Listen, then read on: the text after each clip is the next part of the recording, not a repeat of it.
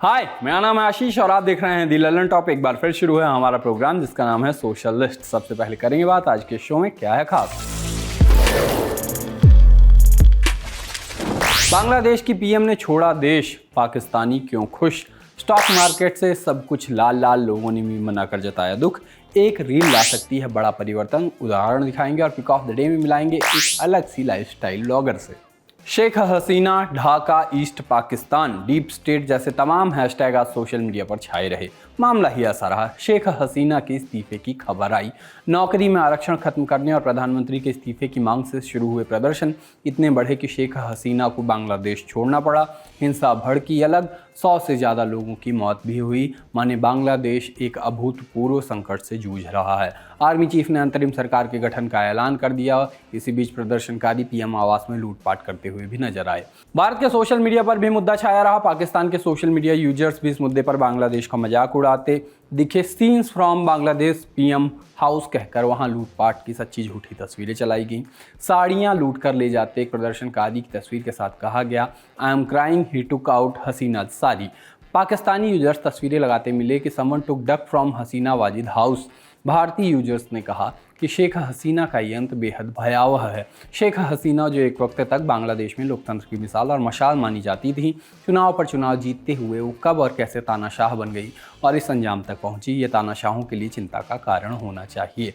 कुछ क्रिप्टिक से पोस्ट की भी बाढ़ आई कि गलती करोगे तो भुगतना तो पड़ेगा। बांग्लादेश में तानाशाही की सरकार का हुआ पतन।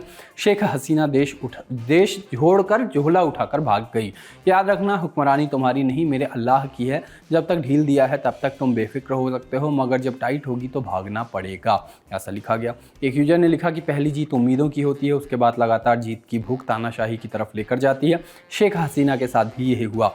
बांग्लादेश में भी तानाशाही का तख्ता पलट करने में जनता ने देर नहीं की। शेख हसीना को भी आखिरकार देश छोड़कर भागना पड़ा। बांग्लादेश के प्रधानमंत्री के घर को छात्रों ने कब्जा कर लिया। शेख हसीना इस्तीफा देकर देश छोड़कर निकल भागी, लिखकर पीएम आवास की वीडियो सोशल मीडिया पर खूब चली, जिस पर लोग लिखते मिले कि तानाशाही का यही अंजाम होता है।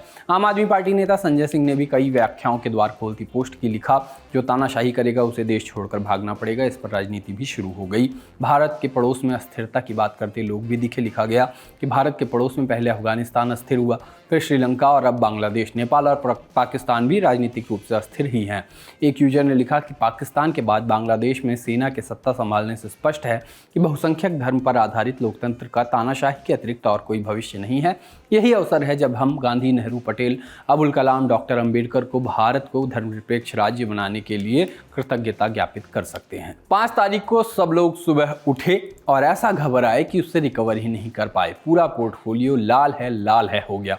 दुनिया में होने वाली हर गलत चीज की तरह इसके पीछे भी अमेरिका का ही हाथ था। लोग दुखी थे, लोगों के पोर्टफोलियो पर सिर्फ लाल ही लाल रंग था। लोग दुखी थे और दुखी इंसान क्या करेगा? ऑनलाइन आके मीम शेयर करेगा, अपना दुख बताएगा। यही हुआ, लोग इस बारे में भी बात करने लगे, इसलिए hashtag stock market crush trend करने लगा।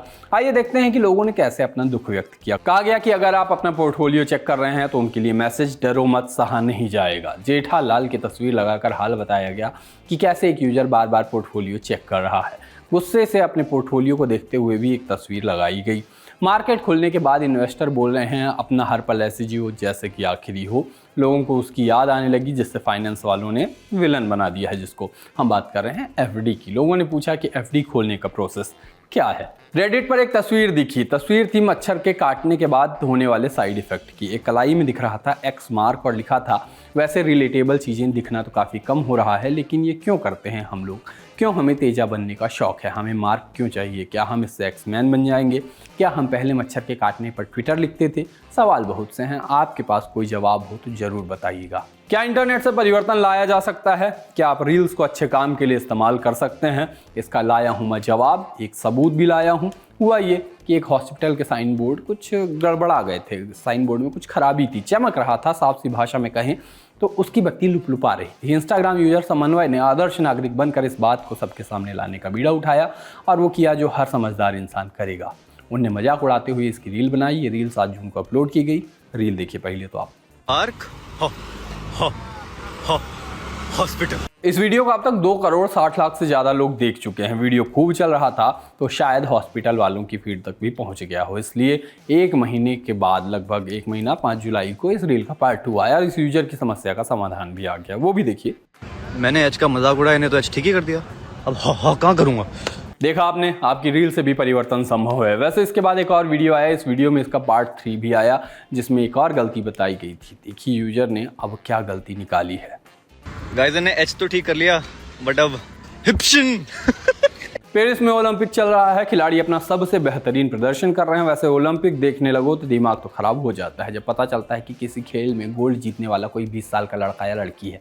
कोई इतना फ्लेक्सिबल कैसे हो सकता है। अब जो खिलाड़ी ओलंपिक में मेडल जीत रहे हैं उनके लिए ट्विटर ने एक नया फीचर निकाला है। वो खिलाड़ी जिन्होंने मेडल जीते हैं उनके ब्लू टिक के आगे एक एफिल टावर का आइकन भी मिल रहा है। खिलाड़ियों को सम्मान देने का तरीका काफी अच्छा है, काफी अलग है। India is not for beginners, ये बात हम बताते ही रहते हैं। लोग ऐसा इसलिए कहते हैं क्योंकि इस देश में कुछ भी हो सकता है। इसी कुछ भी के क्रम में आया एक वीडियो जहां मुंबई की एक सड़क पर फव्वारा बन गया था। फव्वारा कैसे बना इसका तो कोई आइडिया नहीं, मगर है तो फव्वारा। अब भी देखिए।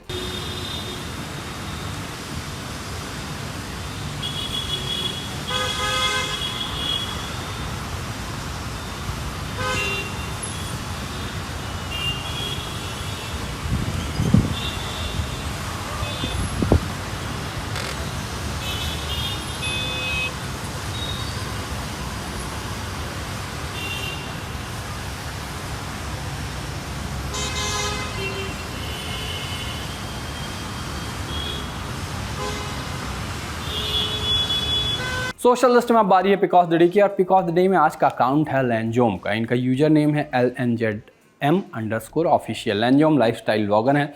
ये पहाड़ों में रहती हैं, वहीं खेती बाड़ी करती हैं और उसका कंटेंट बनाती हैं। इनको आप देख सकते हैं, फॉलो कर सकते हैं, जिससे आप जान सकते हैं कि शहर की भागदौड़ सी तरह एक दूसरी तरह का ठहराव वाला जीवन होता कैसा है।